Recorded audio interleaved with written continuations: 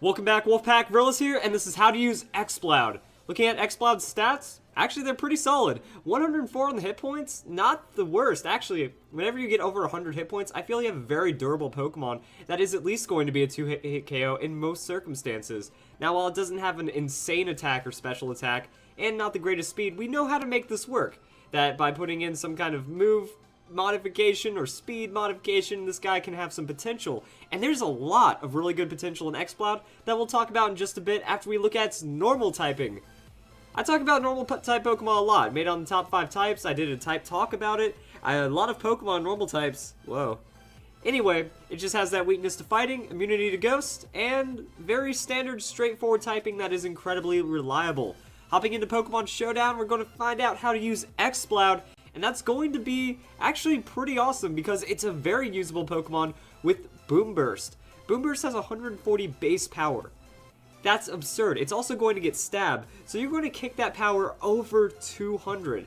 That's where that 91 special attack can play in really well. That if we bring up Talonflame for comparison, Talonflame has 81 attack, and its signature move that's going to be using is Brave Bird, so it has less base power, less attack, and overall Exploud just go bring more damage to the table. So that's just kind of like your damage benchmark. Exploud can score a lot of one-hit KOs. So if we just go, 252 in special attack, 252 in the speed, we'll see that we're going to be able to outspeed base 110 speed Pokemon. That at that 120, you're going to be pushed to 180, which means that if you just have, let's say, a timid 1 base speed Pokemon, or 110 base speed, it's at 178. So you're going to be getting the outspeed right there, and I think that's why Exploud has such a crazy speed stat, is because with the Scarf, it actually comes through and works out really well. So you can also just kind of look at the other ways of running it, that since it is a normal type Pokemon, it's going to have very wide coverage, that you get Ice Beam, Flamethrower, and Focus Blast.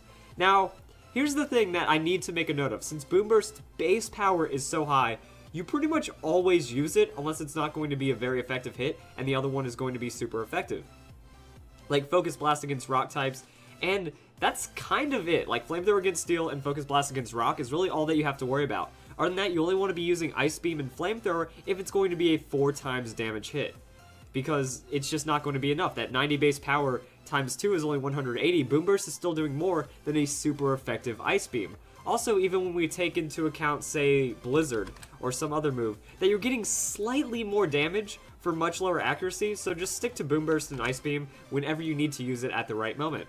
Also, you can just run Health Bulk, that with that 104 base hit points, if you fully invest into it, you're 3-hit KO Pokemon under most circumstances, maybe even 2-hit KO. Choice Specs with that Boomburst is going to make it to where anything can, well, you'll knock out almost anything. So when we take it into account with Scrappy, you can actually hit Ghost-type Pokemon. So there isn't even a need to worry about that, Espeon is a Pokemon, but if we look at Gengar as well, Gengar at the unevolved is at a 110 base speed, so you'll be able to outspeed and KO a timid Gengar. If you're running Choice Scarf, of course. Pretty nice for an Exploud. Also, it's just going to have that good damage coverage overall, and it's a very solid Pokemon.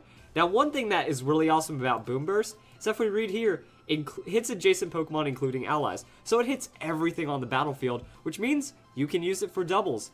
So I was thinking Life Orb, that way you can just kind of go Protect into it whenever you need to with the Boomburst, as well as having other coverage moves like Flamethrower, and you can really kind of put whatever you want here. Ice Beam works out really well, just that way you can pick off some Dragon-type Pokemon, and Flamethrower is going to be for like Ferrothorn and other kinds of Pokemon like that. So when you support it, you could go with any kind of really Tailwind Pokemon. I like the idea of Crobat. Crobat can bring you a fast Tailwind, can taunt out anything that'll oppose you, it'll protect, that way you can go and use Boomburst freely, and now you're going to have a lot of damage. So the idea is first turn, set up Tailwind, protect on Exploud, or just use any kind of coverage move. You have Flamethrower, you have damage, if you don't feel that's going to be too threatening.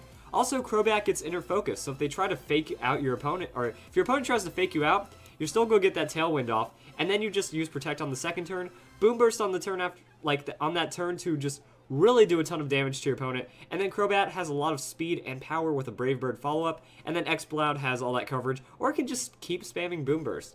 So Exploud does have a lot of potential. It can work out in singles really well, or even doubles, and I'm surprised not as many people use it, that there is a lot of damage on this Pokemon, and a lot of KO potential. So I hope you guys enjoyed this video, and I hope you all have a nice day.